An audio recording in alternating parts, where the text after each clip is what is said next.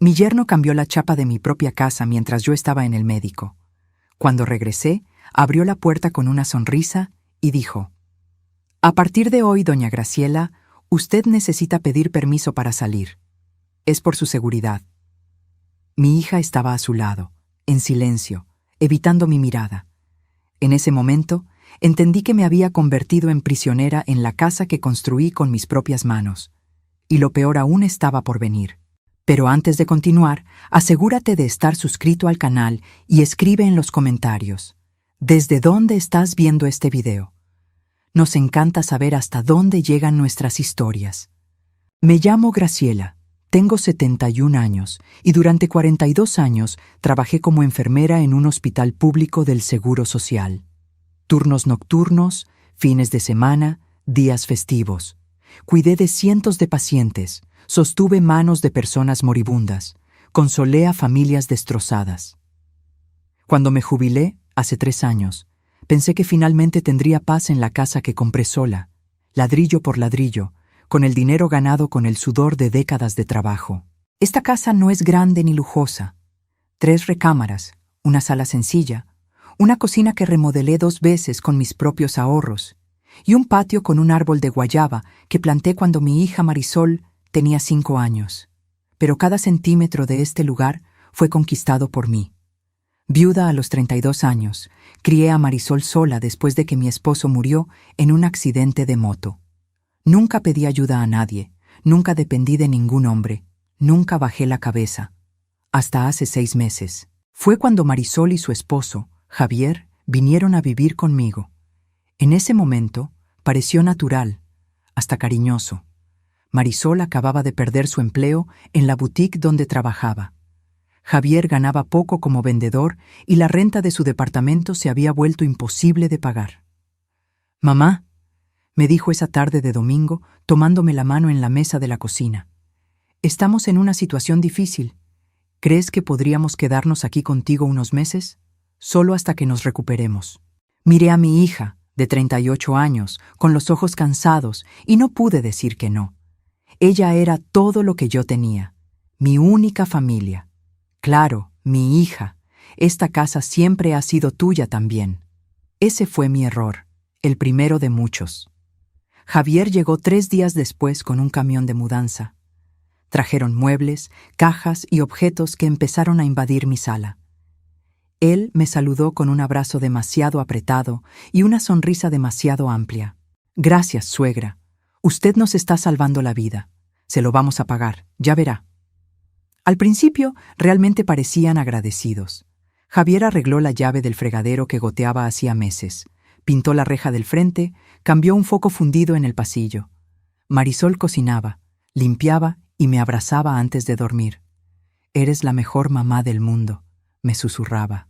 Pero las cosas empezaron a cambiar de forma tan sutil que al principio ni me di cuenta. Fue como agua filtrándose despacio por una grieta en la pared. Solo lo notas cuando ya está todo inundado. Primero fueron los comentarios. Pequeños, aparentemente inocentes. «Suegra, esa blusa no está muy vieja, parece que tiene como 10 años. Podríamos darle una renovada a su guardarropa». «Híjole, suegra, ¿todavía usa estas ollas tan pesadas? Son antiquísimas. Voy a comprar unas nuevas, de teflón, más ligeras para usted». «Este sofá está para la basura, mamá. Las visitas van a pensar que no te cuidamos». Cada comentario venía acompañado de una sonrisa, de un tono de voz preocupado, como si me estuvieran cuidando. Y yo, tonta, les creía. Porque eran mi hija y mi yerno. Porque vivían conmigo, haciéndome compañía, porque yo empezaba a sentirme demasiado vieja, demasiado cansada, demasiado sola para discutir. 2 meses después de que se mudaran, noté que mis amigos dejaron de venir. Doña Concha, mi amiga de hace 40 años que venía a tomar café todos los martes, dejó de aparecer. La llamé. «Concha, desapareciste. ¿Pasó algo?» Hubo una pausa extraña al otro lado de la línea. «Graciela, intenté ir a tu casa 3 veces en las últimas semanas. Tu yerno abrió la puerta y dijo que estabas dormida, que no podías recibir visitas, que estabas muy cansada». Sentí que se me revolvía el estómago. Yo no estaba dormida, Ni siquiera sabía que habías venido. Él dijo que andas muy confundida, olvidadiza. Dijo que es mejor no molestarte mucho. Colgué el teléfono con la mano temblando. Fui a la sala. Javier estaba en el sofá. Mi sofá que él decía que estaba para la basura, pero que yo me negué a cambiar, mirando su celular. Javier, Concha me dijo que vino y tú no la dejaste entrar. Él levantó la vista con una expresión demasiado tranquila. Ah, es verdad, suegra. Usted estaba tomando una siesta y pensé que era mejor no despertarla. Usted necesita descansar, ya sabe cómo es esto, los años pesan. Yo no estaba tomando ninguna siesta. Y Concha es mi amiga. Ella puede venir cuando quiera. Algo cambió en su rostro. La sonrisa permaneció, pero sus ojos se endurecieron. Claro, suegra. Disculpe, fue solo preocupación mía. La próxima vez le aviso. Pero no hubo próxima vez. Porque una semana después, cuando regresé del supermercado un jueves por la mañana, la cerradura de la puerta había sido cambiada. Mi llave no entraba. Intenté de nuevo. Nada. Toqué el timbre con el corazón acelerado. Javier abrió, sonriendo. «Epa, doña Graciela, ¿olvidó la llave nueva?» «¿Llave nueva? ¿De qué estás hablando?» «Cambiamos las chapas ayer. Por seguridad, andan asaltando mucho en la colonia». No había asaltos. Vivíamos en una colonia tranquila desde hacía 28 años. ¿Y mi llave? Ah, solo Marisol y yo tenemos. Es más seguro así, suegra. Usted no tiene que preocuparse por esas cosas. Si necesita salir, solo avísenos y nosotros le abrimos. Me quedé parada ahí, con las bolsas del mandado en las manos, mirando a mi yerno en la puerta de mi propia casa, diciéndome que necesitaba pedir permiso para salir. Y fue en ese momento, parada en el umbral, que me di cuenta. Ya no era dueña de mi casa. Me había convertido en una prisionera. En los días siguientes intenté actuar como si nada hubiera cambiado. Cocinaba, limpiaba, veía la televisión. Pero algo dentro de mí se había roto. Cada vez que miraba la puerta principal, veía las cerraduras nuevas, brillantes, burlándose de mí. Llaves que yo no tenía.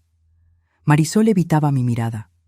Cuando intenté hablar con ella sobre las cerraduras, dijo que había sido idea de Javier, que realmente era más seguro, que yo estaba exagerando.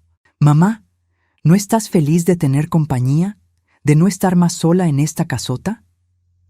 Casota. Como si 3 recámaras sencillas fueran una mansión. Como si no hubiera vivido aquí sola y feliz durante años antes de que ellos aparecieran. Pero lo que me destruyó de verdad fue darme cuenta de que mi dinero estaba desapareciendo. Siempre fui organizada con mis finanzas. 42 años como enfermera me enseñaron a controlar cada centavo. Mi pensión era de 18,000 pesos al mes, buena para una persona sola. También tenía 350,000 pesos guardados en una cuenta de ahorro, los ahorros de toda una vida. Javier empezó a pedirme que firmara cheques. Para el súper, suegra, para la luz, para el gas. Yo firmaba. Al final, vivían conmigo. Era justo dividir los gastos. 2,500, 3,500, 5,000 pesos. Números que tenían sentido. Hasta que empecé a notar que mi cuenta siempre estaba en números rojos. Logré interceptar los estados de cuenta que llegaban por correo antes que Javier. Él había empezado a esconderlos, diciendo que él se encargaba de las facturas para que yo no me preocupara. 75,000 pesos en 2 meses. Me senté en la cama, mirando esos números, sintiendo que el mundo giraba. Supermercado, $14,000. No éramos solo 3 personas. ¿Cómo era posible gastar eso? Tienda de electrónicos, $18,000. ¿Qué electrónicos? Transferencia a la cuenta de Javier Augusto Silva, $25,000. Restaurantes, $9,000. Gasolinera, $7,500. Yo ni siquiera tenía coche. Fui a la sala con el estado de cuenta en la mano.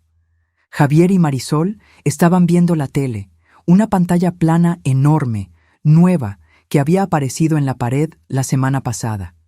Él dijo que la había comprado con su dinero, un regalo para alegrar la casa. «Javier, necesito hablar contigo». Él pausó lo que estaba viendo, se giró hacia mí con esa sonrisa. «Dígame, suegra». Le mostré el papel. Hay 75,000 pesos que salieron de mi cuenta en 2 meses. Yo no autoricé todo esto. La sonrisa no vaciló. Claro que autorizó, suegra. Usted firmó todos los cheques. ¿Anda olvidadiza? Yo firmé cheques para el súper, para los servicios, no de 25,000 pesos de transferencia para ti. Marisol se levantó, vino hacia mí, me puso la mano en el hombro. Su voz salió baja, condescendiente, como si hablara con una niña. Mamá, estás confundiendo las cosas otra vez. Javier está cuidando tus finanzas. Tú misma pediste ayuda porque te costaba trabajo recordar. Yo nunca pedí eso. Sí lo pediste, mamá. Ella intercambió una mirada con Javier. ¿Te acuerdas ese día que se te olvidó pagar el agua? ¿Y cuando no encontrabas la chequera y pensaste que te la habían robado? Se me había olvidado pagar el agua una vez en 71 años de vida, y la chequera estaba en el fondo del cajón. Yo misma la había puesto ahí y lo olvidé. Cosas que le pasan a todo el mundo. Pero ellos estaban transformando eso en evidencia de que yo estaba senil. Mamá, continuó Marisol con voz demasiado suave, estamos aquí para cuidarte, para que no tengas que preocuparte por esas cosas. Todo está bajo control. Bajo su control. Intenté acceder a mi cuenta bancaria por la computadora, pero la contraseña había sido cambiada. Intenté llamar al banco, pero Javier apareció de la nada y me quitó el teléfono de la mano. Suegra, tranquila, yo me encargo, no necesita estresarse. Devuélveme ese teléfono, es mi dinero. Por primera vez vi que su rostro cambiaba por completo. La sonrisa desapareció. Sus ojos se pusieron helados. Escúcheme bien. Su voz salió baja, amenazante. Usted está viviendo aquí con nosotros, usando agua, luz, comida que yo pago. ¿Cree que eso es gratis? ¿Cree que es caridad? La estamos cuidando y debería agradecer en vez de estar inventando estas cosas. Marisol no dijo nada. Solo se quedó ahí, mirando al suelo. Marisol, mi voz se quebró. Hija, ¿estás viendo esto? Ella levantó la vista. Y lo que vi allí me destruyó. Ya no era mi hija, era una extraña, mirándome con lástima mezclada con irritación. Mamá, ya basta. Javier tiene razón. Estás siendo una malagradecida. Malagradecida. Malagradecida en mi propia casa, por cuestionar a dónde se estaba yendo mi propio dinero.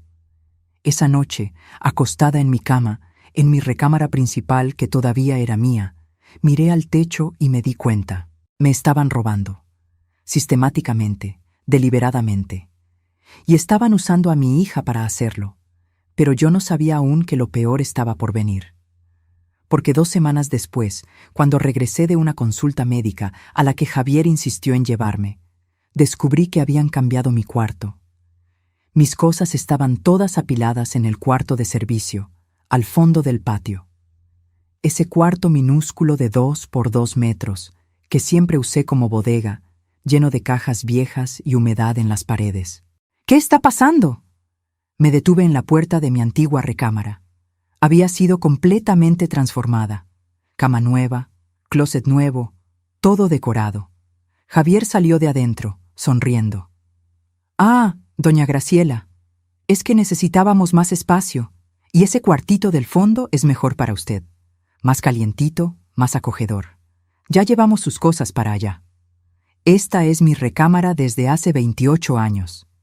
Era suegra, pero ahora la necesitamos nosotros. Usted entiende, ¿verdad? Fui hasta el cuarto de servicio.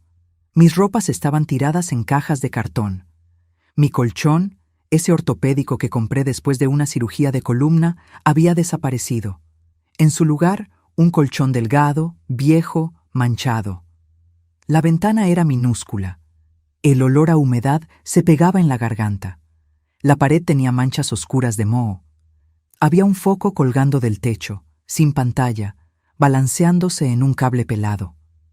Me senté en la orilla de ese colchón horrible y lloré. Lloré por mi casa, por mi dinero, por mi hija que me había traicionado, por mi dignidad que estaba siendo aplastada día tras día.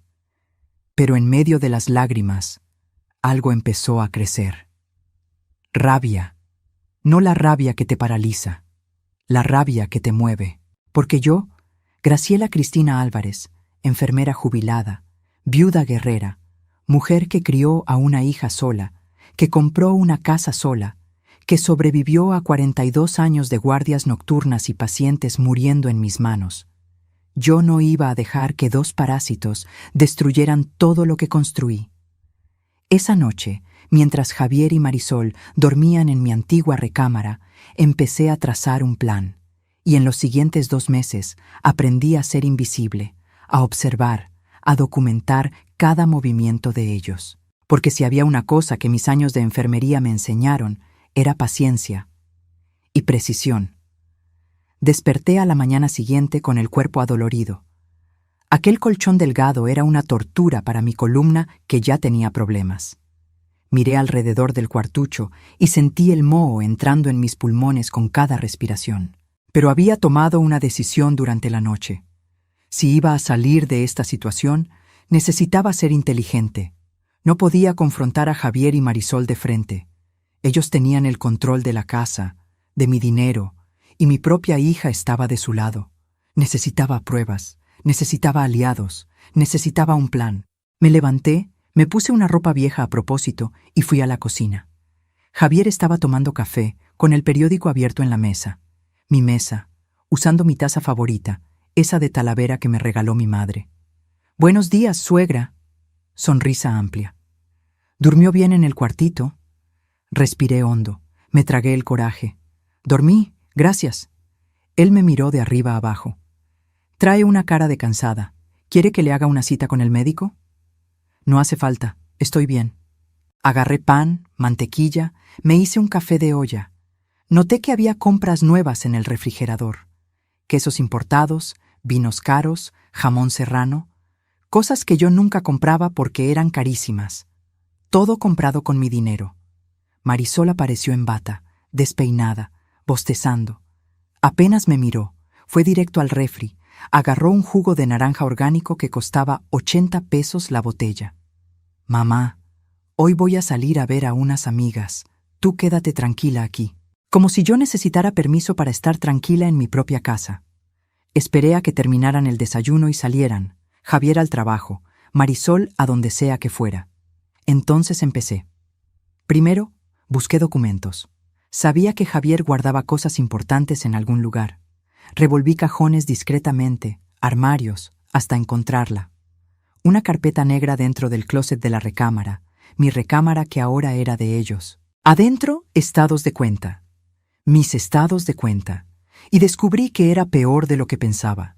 No eran 75,000 pesos, eran 180,000 pesos en 3 meses. Transferencias, retiros, compras. Javier había sacado una tarjeta de crédito adicional a mi cuenta que yo nunca autoricé.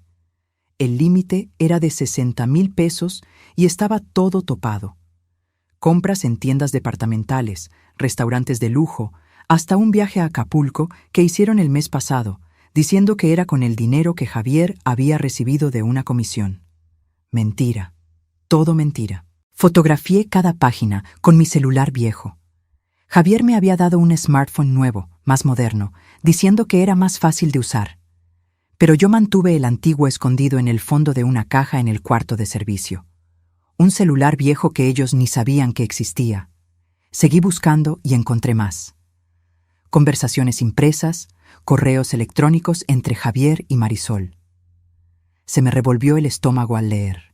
«Amor, la vieja todavía tiene como 300,000 en la cuenta de ahorro. Si logramos transferir todo a nuestra cuenta, podemos dar el enganche para un depa». «¿Pero y si se da cuenta?» «No se va a dar cuenta. Está cada vez más confundida. El otro día olvidó dónde puso los lentes. En un rato más logramos internarla, diciendo que tiene Alzheimer. Ahí va a ser más fácil todavía». Internar. Estaban planeando internarme en un asilo o clínica psiquiátrica para quedarse con todo. Mis manos temblaban tanto que casi se me cae el celular. Pero fotografié todo. Cada correo, cada chat, cada transferencia bancaria. Después busqué más. En el fondo de la carpeta hallé un documento que me heló la sangre. Un poder notarial. Con mi firma. O mejor dicho, con lo que parecía ser mi firma. Miré de cerca. La inclinación estaba mal. Yo siempre firmé con la letra inclinada hacia la izquierda, reflejo de haberme roto la muñeca derecha hace años y haber reaprendido a escribir. Esa firma estaba inclinada a la derecha. Era falsa. Javier había falsificado un poder notarial dándose poderes completos sobre mi vida financiera. Y había más. Un borrador de contrato de compraventa. De mi casa. Él estaba planeando vender mi casa. Me senté en el suelo de su cuarto, rodeada por evidencias de mi propio exterminio financiero, y respiré hondo. No podía entrar en pánico. Necesitaba ser lista. Guardé todo de vuelta exactamente como estaba. Salí de la recámara. Fui al cuarto del fondo. Escondí el celular con todas las fotos dentro del forro roto del colchón. Entonces hice algo que no hacía en meses. Salí de casa. Simplemente salí. La puerta principal estaba cerrada con llave, claro, pero la puerta de la cocina que daba al patio, no. Pasé por el patio, abrí el portón trasero que rara vez usábamos, y salí a la calle. El sol me pegó en la cara y me di cuenta. Hacía más de un mes que no salía sola. Siempre tenía a Javier o a Marisol conmigo, diciendo que era peligroso para una mujer de mi edad andar sola. Caminé 4 cuadras hasta la casa de doña Concha. Toqué el timbre con el corazón a 1000. Ella abrió la puerta y se quedó boquiabierta. «Graciela, Dios mío, ¿dónde estabas? Llevo semanas tratando de hablar contigo. ¿Puedo pasar? Necesito mucho hablar contigo». Nos sentamos en su cocina. Tomé agua, respiré profundo y le conté todo. Cada detalle, las chapas cambiadas, el dinero desapareciendo, el cuarto de servicio, los correos, el poder falso, el plan de internarme. Concha se puso pálida. «Graciela, eso es abuso. Abuso financiero y maltrato al adulto mayor. Es un delito». «Lo sé, pero necesito ayuda. Mi propia hija está involucrada. Y si denuncio ahora, sin pruebas suficientes, van a decir que estoy confundida, que estoy inventando cosas». Ella pensó por un momento. «Mi sobrino es abogado, el licenciado Ramírez. Se especializa en derecho familiar y delitos contra personas mayores. Déjame llamarle». Hicimos cita para el día siguiente. Concha dijo que iba a inventar cualquier excusa si Javier o Marisol preguntaban, que yo había ido al médico con ella, cualquier cosa. Regresé a casa por el mismo camino, portón trasero, patio, cocina. Javier llegó media hora después. «Suegra, ¿dónde andaba?», le marqué y no contestó. Mi celular, el nuevo que él me había dado, estaba encima de la mesa de la cocina. A propósito. Estaba en el patio, viendo el guayabo. No lo escuché sonar. Él me miró con desconfianza, pero no dijo nada. Esa noche, acostada en el colchón delgado que me destruía la espalda, mirando el techo manchado de moho, pensé en todo lo que había perdido en 3 meses. Mi casa, mi dinero, mi dignidad, mi hija. Pero también pensé en lo que todavía tenía, mi mente, mi determinación, y ahora, pruebas. Al día siguiente, salí de nuevo por el patio cuando ellos creían que yo dormía. Concha me llevó al despacho de su sobrino, el licenciado Roberto Ramírez. Era joven, unos 40 años, pero sus ojos eran inteligentes, expertos. Le enseñé las fotos. Le conté todo. Él iba anotando en silencio. Cuando terminé, me miró con una expresión que mezclaba rabia y determinación. «Doña Graciela, usted está siendo víctima de abuso de confianza, falsificación de documentos, privación ilegal de la libertad y fraude. Son delitos graves». «Lo sé. ¿Y mi hija? ¿Ella va a ir a la cárcel también?». Él suspiró. «Depende. Si ella estaba consciente y participando activamente, sí. Pero necesitamos más pruebas. Necesito que siga documentando todo, cada conversación, cada gasto, cada movimiento de ellos». «¿Y cuánto tiempo va a tomar?». «Unas 2 semanas para juntar todo y meter las medidas cautelares». «¿Aguanta?». Lo miré.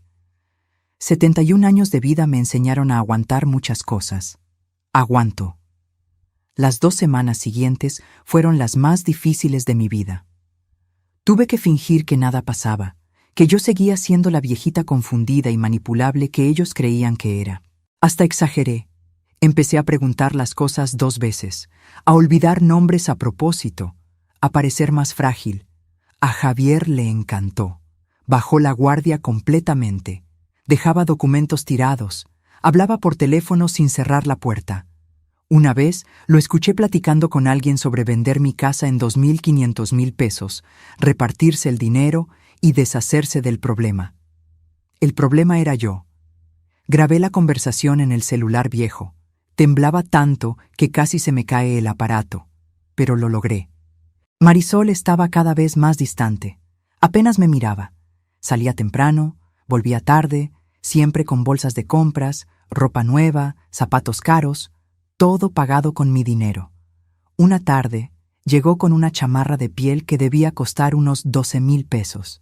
Cuando la elogié, tratando de mantener la plática normal, ella solo dijo: «Ah, Javier me la regaló». Regalo comprado con dinero robado de mí. El licenciado Roberto me llamaba todos los días al celular viejo, siempre a la hora que él sabía que ellos estaban fuera. Iba armando la carpeta de investigación, juntando documentos, preparando todo. Una semana más, doña Graciela. Aguante una semana más. Pero algo pasó que aceleró todo. Un jueves por la noche, Javier llegó a casa diferente. Agitado, nervioso. Marisol también estaba rara, mirándolo con una expresión que no logré descifrar. Cenamos en silencio. O mejor dicho, ellos cenaron en el comedor, usando mi vajilla de plata que me dejó mi abuela. Yo comí en el cuarto de servicio, como se había vuelto rutina. Un plato de comida que Marisol me trajo, frío, pequeño. Sobras. Alrededor de las 10 de la noche, escuché voces alteradas en la sala. Me acerqué despacio a la puerta del cuartito, pegué la oreja. Tiene que ser ahora, Marisol. La inmobiliaria ya encontró un comprador. Pero ella nunca va a firmar las escrituras, Javier. Aunque esté confundida, no lo va a hacer. No hace falta. Ya falsifiqué la firma antes. Puedo hacerlo de nuevo. Se me paró el corazón. ¿Y si descubren que la firma es falsa? La voz de Marisol temblaba. No van a descubrir nada. Y cuando lo descubran, si es que lo hacen, ya vamos a estar lejos. Vendemos la casa, agarramos los 2,5 millones, más los 300,000 que quedan en el ahorro, son casi 3 millones. Compramos un departamento en otro estado, empezamos de cero. ¿Y mi mamá? Silencio. Luego la voz de Javier, baja, fría. Tu mamá se va a un asilo. Ya encontré uno que acepta casos de Alzheimer. Cuesta $15,000 al mes, pero así queda bien cuidada. Asilo. Me iban a encerrar para quedarse con todo. Escuché pasos. Me alejé de la puerta corriendo. Me acosté en la cama. Fingí estar dormida. La puerta del cuarto se abrió. La luz del pasillo entró. Sentí a Javier observándome. Mantuve los ojos cerrados, la respiración controlada. Está dormida, murmuró. La puerta se cerró. Esperé 5 minutos, 10, 15. Cuando estuve segura de que se habían ido a su recámara, saqué el celular viejo de abajo del colchón y llamé al licenciado Roberto. Contestó al segundo timbrazo. «Doña Graciela, son las 11 de la noche, ¿pasó algo?»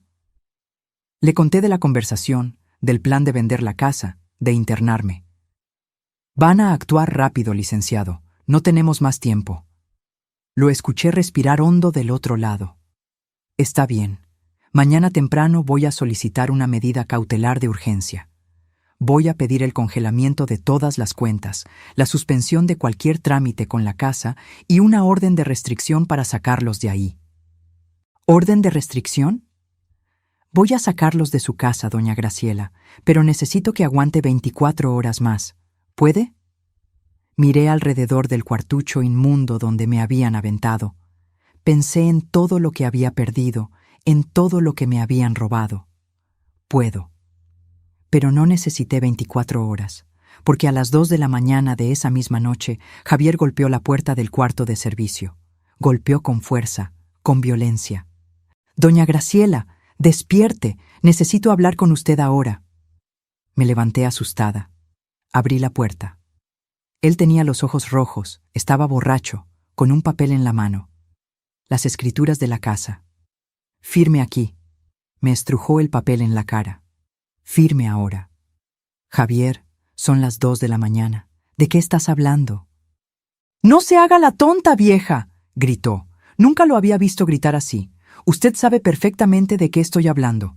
Esta casa se va a vender y usted va a firmar esta chingadera ahora mismo». Marisol apareció detrás de él, en camisón, con los ojos desorbitados.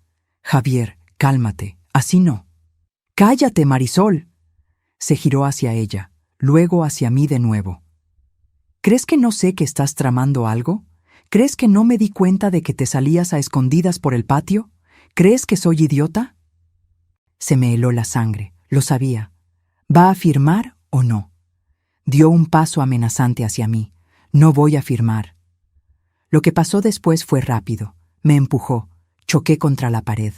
El dolor estalló en mi espalda, en mi cabeza. «¡Javier!», gritó Marisol. «¡Vas a firmar!», gruñó él, agarrándome del brazo con una fuerza brutal. «O te juro que te interno hoy mismo.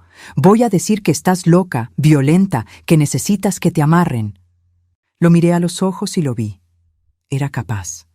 Era capaz de lastimarme, de encerrarme, de destruir completamente mi vida. Pero también vi algo más. Estaba desesperado, y la gente desesperada comete errores. «Está bien», dije con la voz temblando. «Firmo. Solo suéltame». Me soltó, empujó el papel y una pluma hacia mí. La tomé. Miré las escrituras.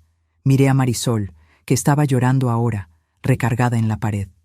Y entonces hice algo que él no esperaba. Rompí el papel. Lo rompí en pedacitos, dejándolos caer al suelo entre nosotros.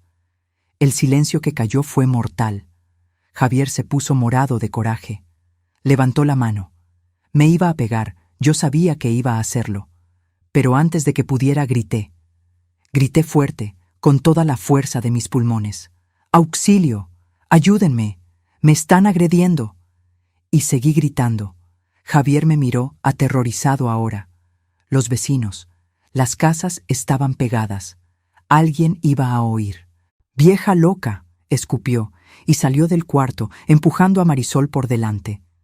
Escuché pasos rápidos, la puerta principal abriéndose, cerrándose. Se habían ido.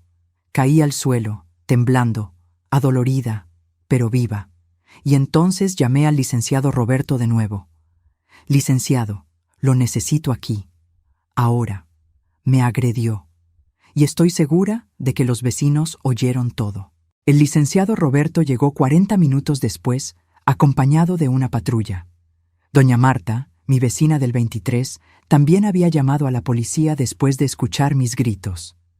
Me encontraron todavía en el suelo del cuartito, temblando, con un moretón morado formándose en el brazo donde Javier me había agarrado. «Doña Graciela». El licenciado Roberto se arrodilló a mi lado. «Vamos a llevarla al hospital para que el médico legista la revise.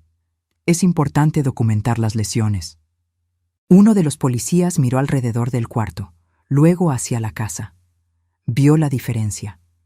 Vio dónde vivían ellos y dónde me habían metido a mí. «¿Usted vive aquí, señora?», preguntó, señalando el cuartucho. «Sí. Ellos me metieron aquí hace 2 meses». «¿Y de quién es la casa?». «Mía. La compré sola, la pagué sola. Todo está a mi nombre». El policía intercambió una mirada con su compañero. «¿Y dónde están esas personas ahora?». «Se fueron, después de que él me aventó contra la pared y trató de forzarme a firmar las escrituras para vender la casa. Me hicieron el certificado de lesiones en el Ministerio Público. Además del moretón en el brazo, tenía una contusión en la espalda donde pegué contra la pared, y mi presión estaba en 180/100. Peligrosa para alguien de mi edad. Regresamos a casa a las 6 de la mañana. Javier y Marisol no habían aparecido. Probablemente estaban en algún hotel, con miedo a la policía. El licenciado Roberto se sentó conmigo en la cocina, preparó té. «Ahora ya tenemos todo, doña Graciela. Lesiones, abuso de confianza, falsificación de documentos, privación ilegal de la libertad. Voy a meter todas las denuncias hoy mismo». «¿Y mi hija?», suspiró. «Es cómplice. Las conversaciones que usted fotografió lo demuestran. Ella sabía de todo, participó en todo, pero...». Hizo una pausa. Hay una diferencia entre ella y Javier. En los mensajes, ella siempre parece dudar. Él es el autor intelectual, el manipulador. Ella fue manipulada también de cierta forma. Eso no disculpa lo que me hizo. No, no lo disculpa, pero puede influir en la sentencia. Me quedé en silencio, pensando. Marisol, mi niña, la criatura que arrullé, que crié, que amé más que a mi propia vida. ¿Cómo llegamos a esto? Javier apareció al mediodía, solo. Intentó abrir la puerta principal, pero el licenciado Roberto había cambiado las chapas de nuevo. Ahora solo yo tenía llave. Tocó el timbre. Contesté por el interfón. Suegra, ¿podemos hablar? Por favor, estaba borracho ayer. No sabía lo que hacía. Ya hablé, Javier, con la policía. Tienes una orden de restricción. No puedes acercarte a menos de 100 metros de esta casa. Silencio del otro lado. ¿Llamó a la policía? Vieja. Cuidado con lo que dice. El licenciado Roberto me quitó el interfón. Habla el abogado de la señora Graciela. Cualquier amenaza adicional será registrada. Tiene 48 horas para retirar sus pertenencias, en horario agendado, con acompañamiento policial. Otro silencio. ¿Y Marisol? Misma situación. Orden de restricción para ambos. Colgué el interfón. Me quedé ahí parada, mirando la puerta, sabiendo que del otro lado estaba el hombre que me había robado, me había agredido, planeado encerrarme en un asilo. Y de alguna forma, extrañamente, sentí alivio. En los días siguientes, el licenciado Roberto trabajó rápido. Bloqueó todas las cuentas bancarias, impidió cualquier trámite con la casa ante el registro público, recuperó 120,000 pesos que aún estaban en una cuenta que Javier había abierto a mi nombre sin yo saber.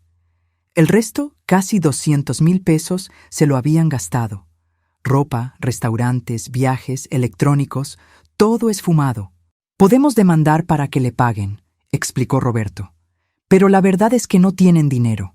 Javier gana comisiones bajas como vendedor. Va a tardar años en recuperar todo. No me importa el dinero, dije. Y era verdad. Quiero justicia. La audiencia fue 3 semanas después. Javier llegó con un abogado de oficio, claramente sin experiencia. Marisol vino aparte, con abogada propia.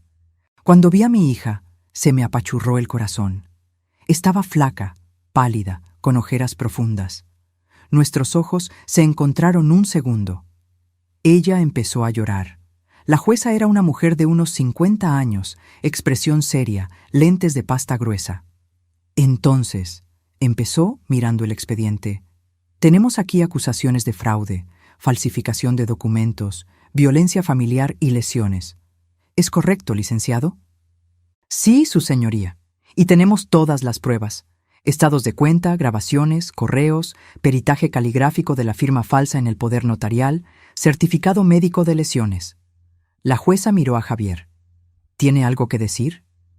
Él abrió la boca. Empezó. Su señoría, fue todo un malentendido. Yo estaba ayudando a mi suegra con sus finanzas porque andaba confundida y... ¿Confundida? La jueza interrumpió. Me miró a mí. Doña Graciela, ¿usted se considera confundida? Levanté la cabeza, la miré directo a los ojos. No, su señoría. Trabajé 42 años como enfermera, cuidé a cientos de pacientes, compré mi casa sola, crié a mi hija sola. Nunca necesité tutor para nada. Lo que pasó fue un robo, simple y llano. La jueza sonrió levemente. Es lo que me pareció. Miró a Javier de nuevo. Usted falsificó un poder notarial. Transfirió casi 200,000 pesos sin autorización. Cambió las chapas de la casa, impidiendo a la propietaria entrar y salir libremente. Y agredió físicamente a una mujer de 71 años. Usted sabe que son delitos graves, ¿verdad? La cara se le puso blanca.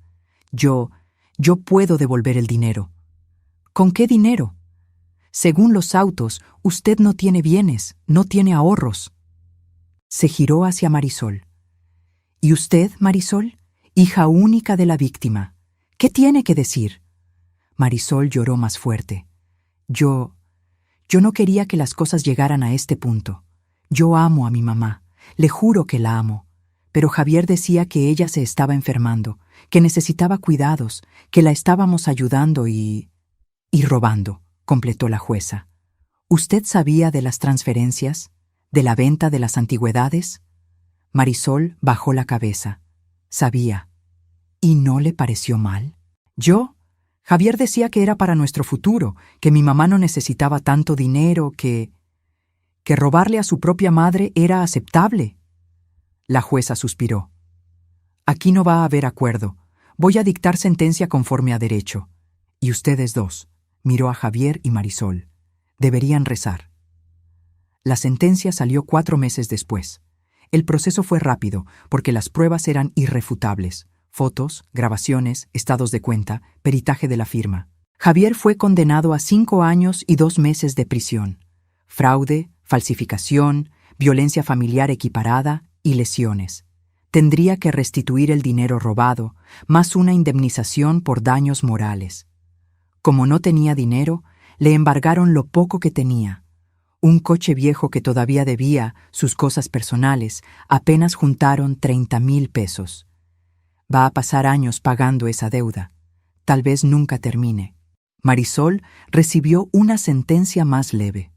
2 años de libertad condicional, por complicidad, más la reparación del daño. La jueza consideró que había sido manipulada, pero también había sido cómplice. Usted eligió a su marido por encima de su madre, dijo la jueza en la sentencia. Eso moralmente tiene un peso enorme, y legalmente tiene consecuencias. Regresé a mi casa de verdad, sin invasores, sin parásitos. Remodelé el cuarto de servicio. No para vivir, nunca más. Lo convertí en un taller de costura. Volví a hacer ropa a la medida, no porque necesite el dinero, sino porque coser siempre fue mi terapia. Reconquisté mi recámara principal. Tiré a la basura todo lo que Javier y Marisol habían metido ahí. Muebles nuevos, decoración nueva, todo de ellos, todo vendido. Traje de vuelta mis muebles antiguos que estaban guardados en la bodega de la casa de Concha. Mi cama, donde dormí tantos años con mi esposo, regresó a su lugar. Mi ropero, mi tocador, mis cortinas bordadas. Volví a dormir en mi cuarto, en mi cama, entre mis cosas, y por primera vez en meses, dormí en paz. Doña Concha volvió a venir a tomar café todos los martes. Entré a un grupo de apoyo para adultos mayores víctimas de violencia familiar en el centro comunitario de la colonia.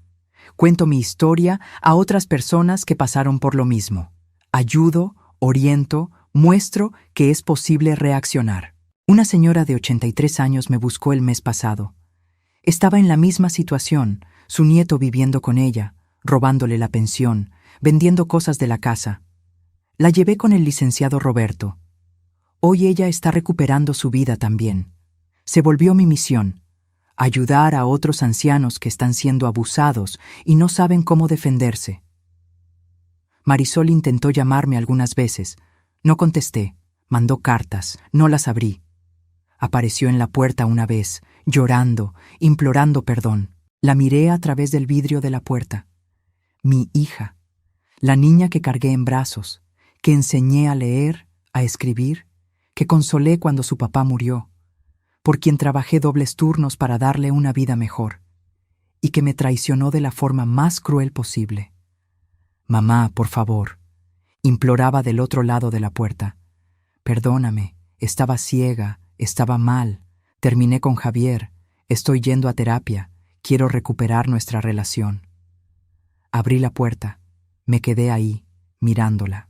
Marisol, me metiste en un cuartucho inmundo. Viste cómo él cambiaba las chapas de mi casa. Sabías que me estaba robando mi dinero. Participaste en el plan de encerrarme en un asilo. Tú lo elegiste a él. Lo sé, mamá.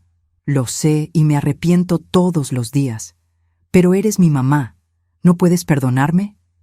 Respiré hondo. Un día tal vez, pero no hoy, no mañana, no sé cuándo. Destruiste la confianza que tardamos 38 años en construir. La confianza no se reconstruye de la noche a la mañana. ¿Cuánto tiempo necesitas? No sé, tal vez años, tal vez nunca. Pero necesito que entiendas una cosa, Marisol. El perdón no es una obligación, es una elección, y yo todavía no elijo perdonarte. Ella asintió, llorando, y se fue. Cierro la puerta, regreso a mi sala. Me siento en el sillón que me dejó mi madre, ese que Javier quería vender porque era viejo. Miro alrededor. Mi casa, mis cosas, mi vida, recuperada. No fue fácil. Hubo noches que lloré, que cuestioné, que sentí el dolor de la traición quemándome el pecho. Hubo momentos que pensé en rendirme, en solo aceptar la humillación y vivir los años que me quedan en silencio. Pero no lo hice. Porque la dignidad no es algo que te dan, es algo por lo que luchas para mantener. Y yo luché. Tengo 71 años. Estadísticamente, puedo vivir 15, 20 años más. Y esos años van a ser míos.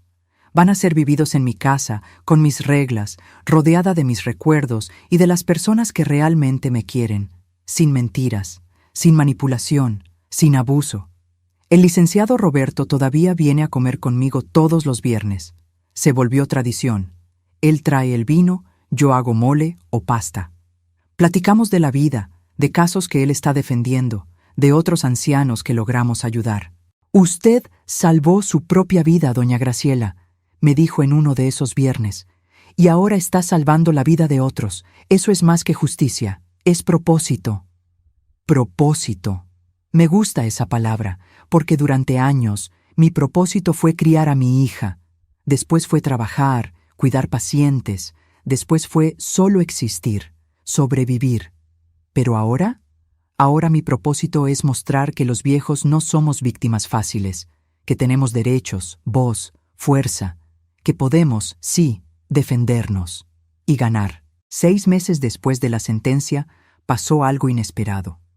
Recibí una llamada de una periodista que estaba haciendo un reportaje sobre abuso financiero contra adultos mayores.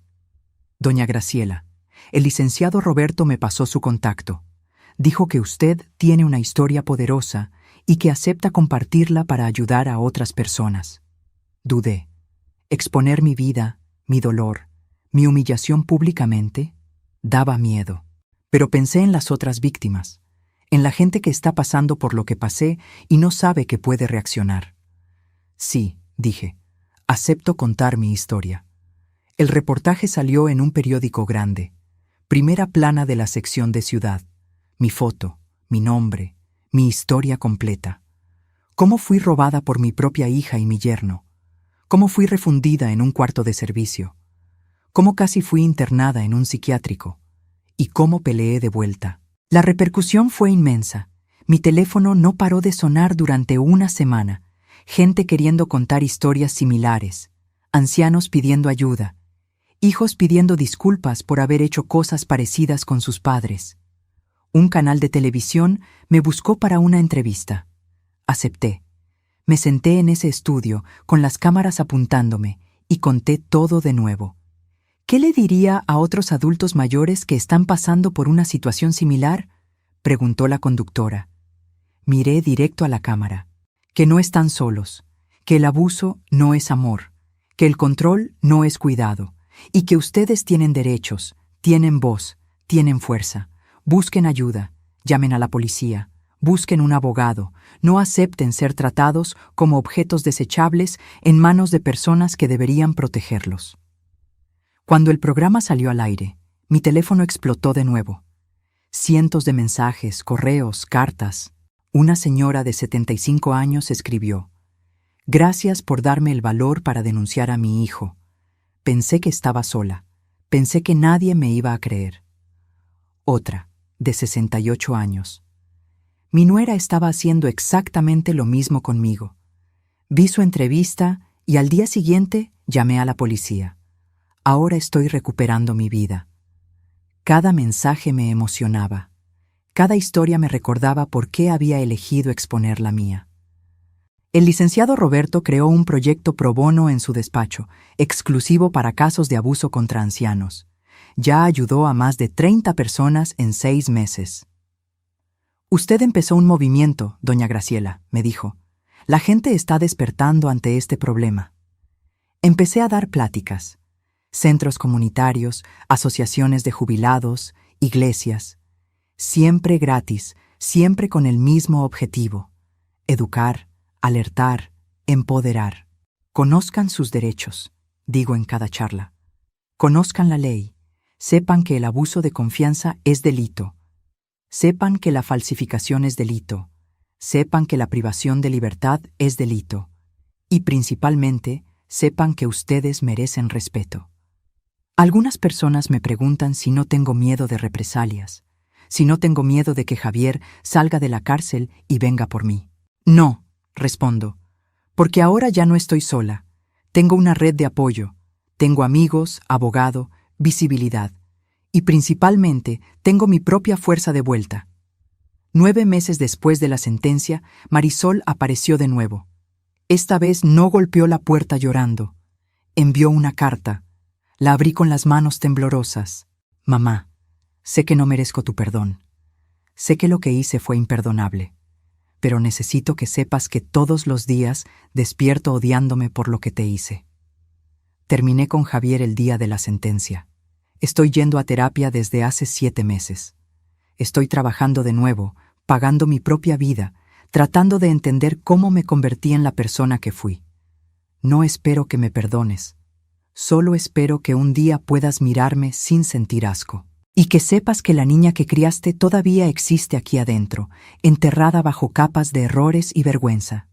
Voy a pasar el resto de mi vida tratando de ser mejor, aunque nunca lo veas, aunque nunca lo sepas. Te amo, mamá. Siempre te amé, incluso cuando te traicioné. Marisol. Lloré leyendo esa carta. Lloré por mi hija perdida, por la relación destruida, por lo que pudo haber sido y no fue. Pero no respondí. Todavía no estaba lista. Hoy hace 1 año que reconquisté mi casa. 1 año desde que Javier fue preso. 1 año desde que Marisol salió de mi vida.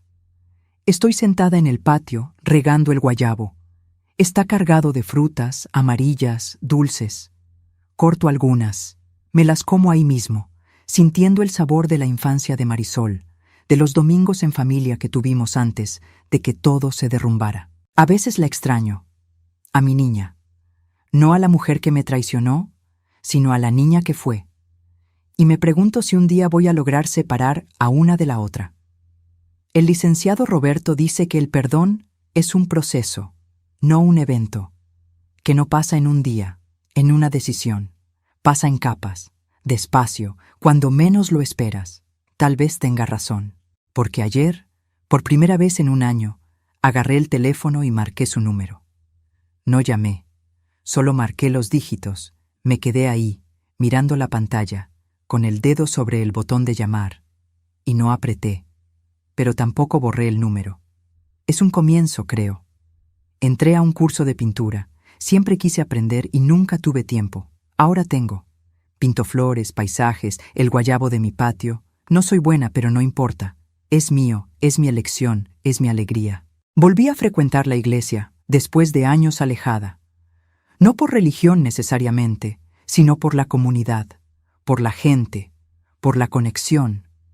Hice amigos nuevos, gente de mi edad que entiende, que respeta, que no quiere nada más que compañía genuina.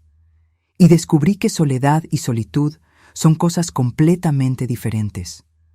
Soledad es vacía. Es el cuarto de servicio, el moho, el silencio que aplasta.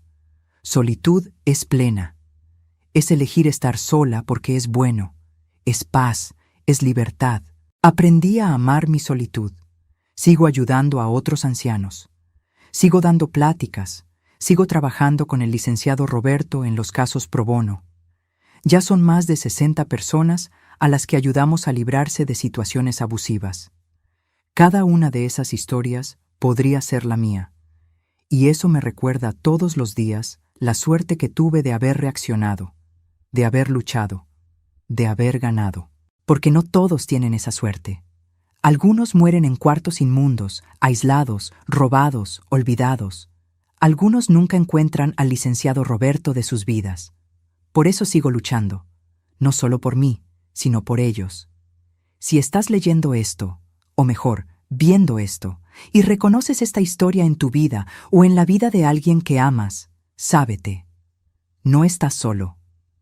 El abuso contra adultos mayores es real, es cruel, es más común de lo que imaginamos. Pero también sábete, puedes reaccionar, puedes buscar ayuda, puedes recuperar tu vida.